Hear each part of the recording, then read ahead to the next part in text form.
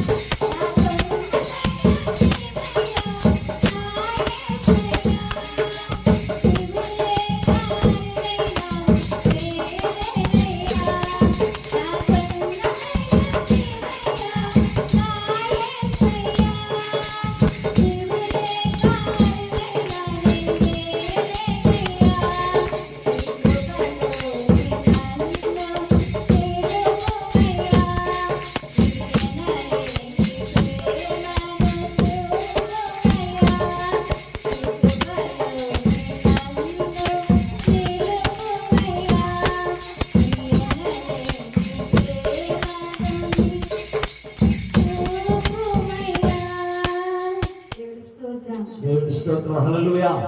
అందరూ చెప్తాడు హల్లెలూయా. రైట్, ఈ సమయంలో మరో